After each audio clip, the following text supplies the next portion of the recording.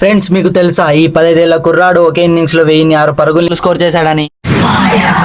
అవును ఫ్రెండ్స్, మీరు విన్నది నిజమే. అసలు ఏం జరిగిందంటే 2016లో ప్రణవ్ అనే కుర్రాడు ఒకే ఇన్నింగ్స్ లో 1006 పరుగుల్ని స్కోర్ చేసి ప్రపంచంలోనే పెద్ద రికార్డ్ ని క్రియేట్ చేశాడు. దానితో ఇండియాలో అతని పేరు మారిమోగింది. అంతేకాదు, God of cricket Sachin Tendulkar గారు ఆయన ఇంటికి పిలిపించి ఆయన ఫేవరెట్ బ్యాట్ ఇచ్చి ఫ్యూచర్ లో పెద్ద క్రికెటర్ అవుతావు అని కూడా చెప్పారు. ఇంత పెద్ద రికార్డ్ క్రియేట్ చేసిన తర్వాత ప్రణవ్ ఇండియన్ టీమ్ లో ఉండాలి, కానీ లేడు. అసలు ఎక్కడున్నాడు? ఫ్రెండ్స్, దీని వెనకాల ఉన్న కుట్ర ఏంటంటే రికార్డ్ క్రియేట్ చేసిన తర్వాత అండర్-16 టీమ్ కి సెలెక్ట్ చేసి ప్రణవ్ కి ఛాన్స్ ఇవ్వకుండా కూర్చోపెట్టారు.